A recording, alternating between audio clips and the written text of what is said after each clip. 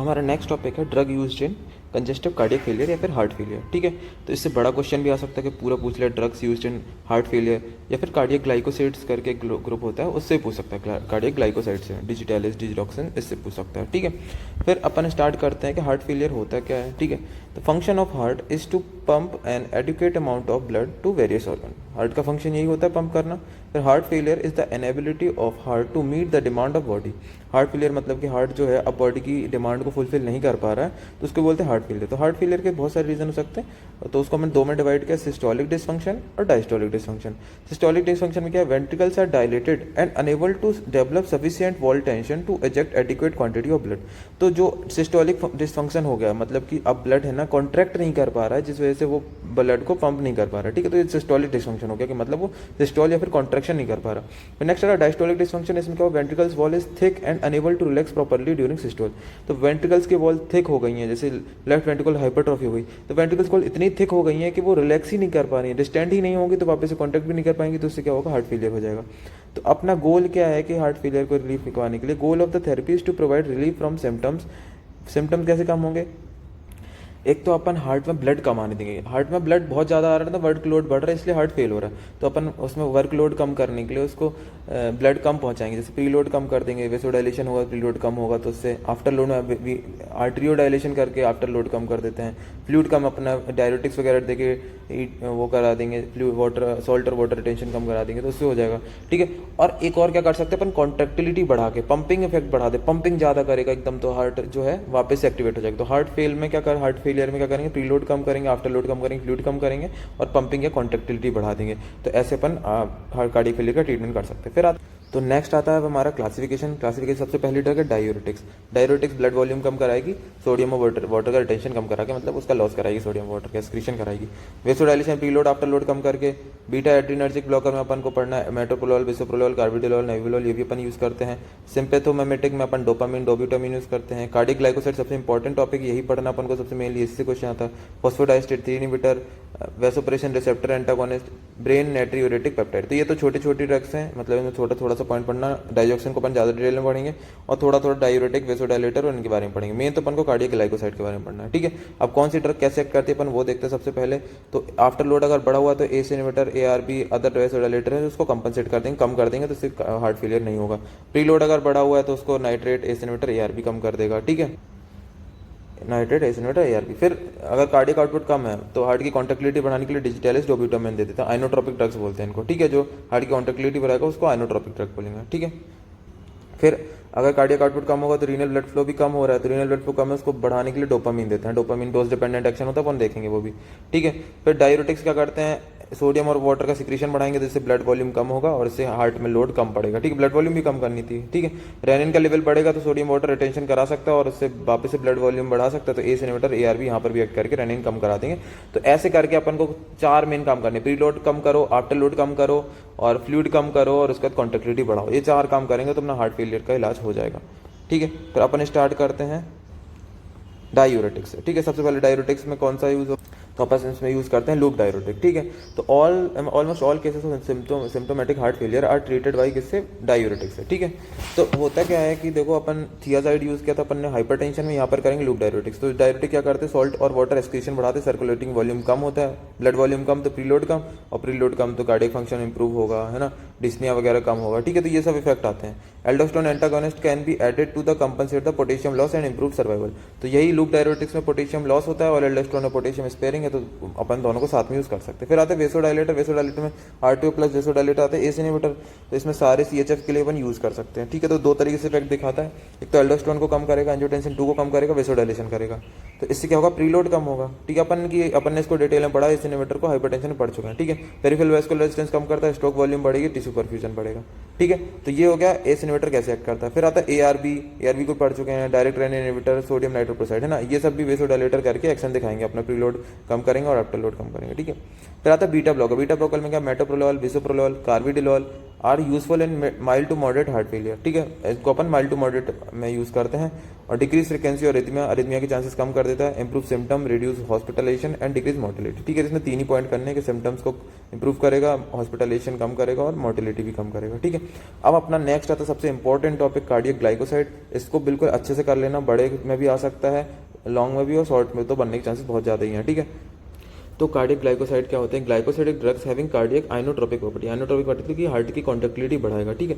They increase myocardial contractility and output without increase in oxygen consumption heart rate. तो myocardial contractility बढ़ाता है और cardiac output भी बढ़ाता है, पर ऑक्सीजन कंजप्शन नहीं बढ़ाता। ऑक्सीजन कंजप्शन बढ़ जाएगा तो फिर दिक्कत हो जाएगी, ठीक है। तो ऑक्सीजन कंजप्शन कैसे कम करेंगे? हार्ट रेट को नहीं बढ़ाता, मतलब कि सिर्फ कॉन्ट्रैक्टिलिटी बढ़ाएगा, हार्ट रेट को नहीं बढ़ाएगा, ना कंडक्शन को बढ़ाएगा, ठीक है। तो इसको अपन डिटेल में समझेंगे, अपन जब मैकेनिज्म एक्शन समझेंगे, फार्माकोलॉजिकल एक्शन, तो समझ में आएगा कि हार्ट रेट को कम करेगा और कॉन्ट्रैक्टिलिटी को बढ़ाएगा, ठीक है।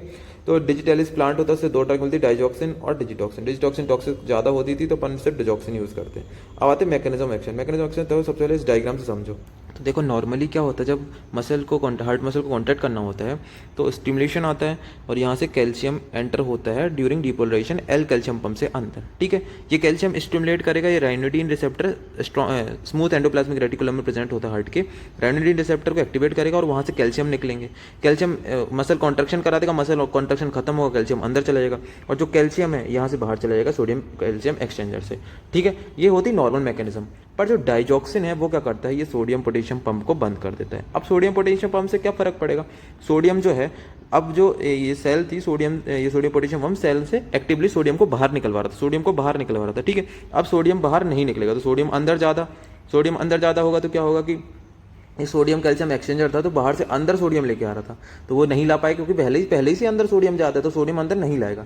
सोडियम अंदर नहीं लाएगा तो कैल्शियम बाहर नहीं जाएगा, कैल्शियम बाहर नहीं जाएगा तो कैल्शियम ज़्यादा देर तक अंदर रहेगा, कैल्शियम ज़्यादा देर तक अंदर रहेगा तो ज़्यादा कॉन्ट्रैक्टिलिटी होगी। फिर से सुनना, डाइजॉक्सिन ने इनहिबिट किया सोडियम पोटेशियम पंप को। सोडियम पोटेशियम पंप क्या कर रहा था? सोडियम को बाहर फेंक रहा था एक्टिवली, तो सोडियम बाहर नहीं जाएगा तो सोडियम का अमाउंट जो है अंदर ज़्यादा हो जाएगा, अंदर ज़्यादा होगा तो सोडियम कैल्शियम एक्सचेंजर है वो सोडियम अंदर नहीं खींच पाएगा, सोडियम अंदर नहीं खींचेगा तो कैल्शियम भी बाहर नहीं जाएगा, कैल्शियम ज़्यादा देर तक सेल में रहेगा तो ज़्यादा कॉन्ट्रैक्टिलिटी होगी। तो ये होती मैकेनिज्म, ऐसे कॉन्ट्रैक्टिलिटी को बढ़ाता है, ठीक है। फिर अपन इसको फ्लो चार्ट से समझते हैं। तो वही डिजिटलिस ने बाइंड किया सोडियम पोटेशियम एटीपेज पंप से, उसने इनहिबिट कर दिया उसको, और जिससे क्या होगा, इंट्रासेलुलर सोडियम बढ़ेगा, जिससे कि सोडियम कैल्शियम एक्सचेंजर था वो काम नहीं करेगा, जिससे कि इंट्रासेलुलर कैल्शियम बढ़ जाएगा। यहाँ से एल टाइप्स को कैल्शियम चैनल, वहाँ से भी कैल्शियम आता है जब डिपोलराइजेशन होता है, ठीक है। कैल्शियम बढ़ेगा, कैल्शियम बढ़ने से क्या होगा कि ज़्यादा देर तक कैल्शियम रहेगा तो ज़्यादा देर तक वो स्टोर रहेगा और सार्कोप्लाज्मिक रेटिकुलम से स्टिमुलेट भी करेगा, ज़्यादा देर तक कैल्शियम बाहर निकलवाएगा। इससे क्या होगा कि कैल्शियम का अमाउंट इंक्रीज होगा, जिससे कि increase amount of calcium release during each action potential from the sarcoplasmic reticulum. तो जब भी कैल्शियम निकलेगा हर एक्शन पोटेंशियल में वो ज़्यादा निकलेगा क्या होगा, increase availability of calcium for excitation contraction coupling thus increasing the myocardial contractility. तो ये क्या कर रहा है, कैल्शियम की अवेलेबिलिटी बढ़ा रहा है, जिससे कि मायोकार्डियल कॉन्ट्रैक्टिलिटी बढ़ जाएगी, तो इसको क्या बोलते हैं, पॉजिटिव आइनोट्रोपिक इफेक्ट, और कार्डियक आउटपुट बढ़ जाएगा। तुम अपने शब्दों में लिख देना है, थोड़ा कॉम्प्लेक्स लिखा हुआ है पर लग नहीं रहा है कॉम्प्लेक्स, ईजी है, तो वो डायग्राम बना देना, अगर आ जाए तो डायग्राम बहुत ईजी है, ये बना देना फ्लो चार्ट तो बढ़िया से हो जाएगा। फिर अब नेक्स्ट आता है फार्माकोकाइनेटिक्स, थोड़ी बहुत देख लेते हैं इसकी। फार्माकोकाइनेटिक्स में वही ADME लिख देना, absorption, distribution, metabolism, excretion, normal जैसा होता है, ठीक है। तो वो ज़्यादा नहीं बता रहा, मेन सीधे अपन फार्माकोलॉजिकल एक्शन। फार्माकोलॉजिकल एक्शन में क्या करता है, ये कार्डियक इफेक्ट दिखाएगा, inhibiting the sodium potassium ATPase और स्टिमुलेटिंग वेगस को स्टिमुलेट करा के ब्रेडिकार्डिया कराता है, और सोडियम पोटेशियम एटीपेज को ब्लॉक करके क्या करता है, ये अपना कार्डियक आउटपुट बढ़ता है, ठीक है। तो हार्ट में क्या क्या करेगा, सबसे पहले कॉन्ट्रैक्टिलिटी बढ़ाएगा, जैसे कि पॉजिटिव आइनोट्रॉप बोल दिया। हार्ट रेट को कम करता है तो नेगेटिव क्रोनोट्रॉपिक, कंडक्शन कम करता है तो नेगेटिव ड्रोमोट्रोपिक हो गया, ठीक है। ये तीनों इफेक्ट समझ में आ गया। और ECG में क्या क्या चेंज करेगा, prolong PR interval, invert T wave, depress ST segment. तो ये हो गया इसके फार्माकोलॉजिकल एक्शन। अब आते हैं इसके एडवर्स इफेक्ट में। तो एडवर्स इफेक्ट के क्या है, digoxin has narrow margin of safety, तो इसका मार्जिन फिक्स होता है कि अगर इससे ज़्यादा हुआ तो टॉक्सिसिटी, उससे कम हुआ तो इफेक्ट नहीं देगा। फिर कार्डियक में अपन देखते हैं एडवर्स इफेक्ट कार्डियक में क्या क्या है, कार्डियक में अपने मैनिफेस्टेशन क्या क्या है। तो cause any type of arrhythmia, कोई भी अरिथमिया करा सकता है जो अपना ये है डाइजॉक्सिन, ठीक है। तो मोस्ट कॉमन जो है वेंट्रिकुलर बाइजैमाइनी, तो ये मोस्ट कॉमन है जो ये कराता है, ठीक है। पर non paroxysmal supraventricular tachycardia with AV block, ये नाम है अरिथमिया का इतना बड़ा, तो ये मोस्ट स्पेसिफिक और मोस्ट कैरेक्टरिस्टिक है इसके लिए। अगर डिजिटॉक्सिन ये वाली अरिथमिया हो रही है तो मतलब समझ जाएंगे डिजिटॉक्सिन की टॉक्सिसिटी हो सकी है डाइजॉक्सिन की, ठीक है। फिर जीआईटी में वही एनोरेक्सिया, नोजिया, वॉमिटिंग करा देना। सीएनएस में headache, confusion, restlessness, visual defect होता है जिसमें कि येलो विजन दिखता है, उसको बोलते हैं जेंथोपिया, ठीक है।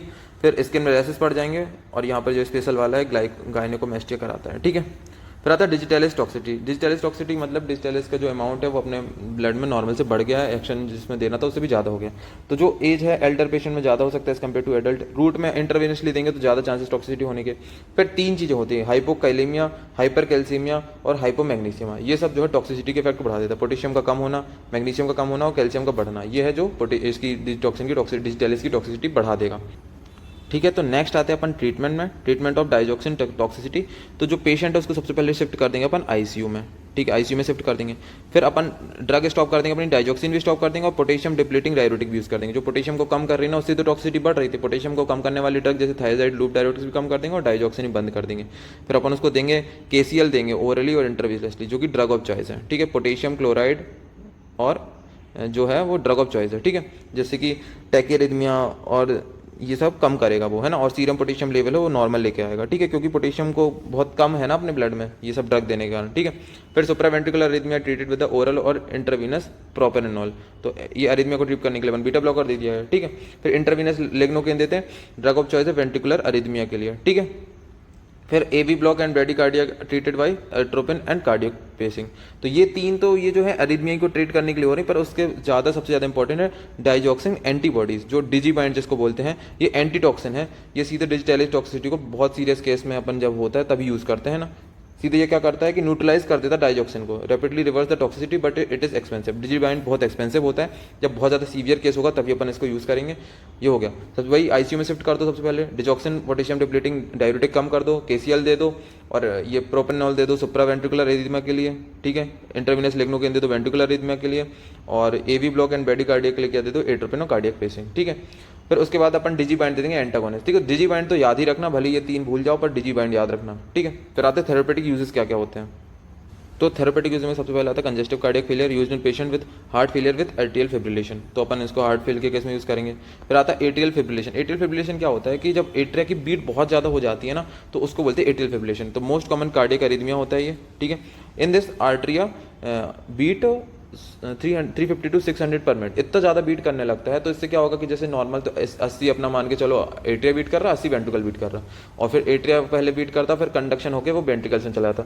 तो जितना ज़्यादा एट्रिया कॉन्टेक्ट करेगा वैसे वैसे क्या होगा कि वेंट्रिकल्स को कॉन्टेक्ट करने का टाइम कम मिलेगा और हार्ट फेल हो जाएगा अपने काम करने से। तो इसलिए अपन क्या करते हैं, एट्रिया के बीट को कम कराने के लिए अपन क्या करते हैं, depress AV node. AV node को डिप्रेस करेंगे और डिक्रीज कंडक्शन। तो डिजिटलिस क्या करता है कि ये कंडक्शन कम करेगा एक तो, और क्या बोलते हैं एवी नोड को डिप्रेस करेगी, जिससे कि बीट भी कम हो और कंडक्शन भी कम हो, जिससे कि वेंट्रिकल रेट ना बढ़े, तो रिड्यूस वेंट्रिकुलर रेट, ठीक है। तो एट्रियल फिब्रिलेशन में ऐसे काम आता है। फिर एट्रियल फ्लटर में भी काम आता है, फिर पैरोक्सिसोमल सुप्रावेंट्रिकुलर टैकीकार्डिया में भी काम आता है, ठीक है। फिर नेक्स्ट अपने ग्रुप का पैथोमिमेटिक अमिन, उसमें अपन को 2 ड्रग पढ़नी है, डोपामिन और डोब्यूटामिन, ठीक है। तो सबसे पहले डोब्यूटामिन यहाँ को कर लेते खत्म। ये बीटा 1 बीटा 2 अल्फा 1 रिसेप्टर पे एक्ट करती है और सिलेक्टिव आइनोट्रोपिक इफेक्ट और कार्डियक आउटपुट को बढ़ाती है। तो अपन इसको आइनोट्रोपिक ड्रग में यूज कर लेते हैं। फिर डोपामिन का जो होता है वो कैटाकोलामीन है और डोज डिपेंडेंट एक्शन होता है, ठीक है। डोज डिपेंडेंट एक्शन कैसे, लो डोज में ये करती है D1 रिसेप्टर, D1 रिसेप्टर पे एक्ट करके GFR बढ़ाती है, और मॉडरेट डोज में करती है बीटा 1 पे एक्ट करके क्या करती है, कॉन्ट्रैक्टिलिटी बढ़ाती है और कार्डियक आउटपुट बढ़ाती है। हाई डोज में अल्फा 1 में एक्ट करके करेगी वेसो कंस्ट्रक्शन कराएगी। तो अपने काम के कहाँ पर इफेक्ट आना है, GFR बढ़ना और कार्डियक आउटपुट बढ़ना। हार्ट फेल में यही तो हो रहा है, GFR बढ़ाना है और कार्डियक आउटपुट बढ़ाना है, जिससे कि हार्ट नॉर्मल हो सके, पंपिंग नॉर्मल कर सके, जबकि वेसो कंस्ट्रक्शन नहीं कराना। तो अपने लिए काम का क्या है, dopamine is low to moderate dose used in shock and acute heart failure with renal impairment. Renal impairment भी है और शॉक में भी पेशेंट है, तो अपन इसको यूज करते हैं डोपामिन को। तो ये होगा डोपामिन और डोब्यूटामिन। फिर नेक्स्ट आता है अपना फॉस्फोडाइस्टेरेज 3 इनहिबिटर। तो इसमें ड्रग आती है एनामरीनोन और मिलरीनोन। तो ये सिलेक्टिवली फॉस्फोडाइस्टेरेज इनहिबिटर होती हैं, और ये क्या करेंगे, कैंप के लेवल को बढ़ा देंगे, तो पॉजिटिव आइनोट्रॉप वेसोडाइलेटरी इफेक्ट आ जाएगा, है ना। और ये कार्डियक आउटपुट और आफ्टर लोड को भी कम करती है। तो ये सारी ग्रुप थी अपने ड्रग की, ठीक है। तो अपन में देखो इसमें मेन क्या करना है कि कंजेस्टिव हार्ट फेलियर का पूरा क्लासिफिकेशन याद करना है, फिर कार्डियक ग्लाइकोसाइड्स को बहुत अच्छे से कर लेना, और बीच में वेसोडाइलेटर डायूरेटिक थे, इनको भी थोड़ा थोड़ा से कर लेना, क्योंकि अपन ने डिटेल में इसको प्रीवियस वीडियोस में पढ़ रखा है, ठीक है। तो इसका क्या क्या आ सकता है, क्लासिफिकेशन पूछ सकता है, पूरा का पूरा कंजेस्टिव हार्ट फेलियर लॉन्ग में आ सकता है, और कार्डियक ग्लाइकोसाइड्स तो पढ़ के ही जाना है। इसकी मैकेनिज्म ऑफ एक्शन बहुत इंपॉर्टेंट है, यूजेस बहुत इंपॉर्टेंट है, सब कुछ बहुत इंपॉर्टेंट है इसका, है ना। तो ये वीडियो अच्छे से कर लेना, नोट्स बना लेना। Thank you.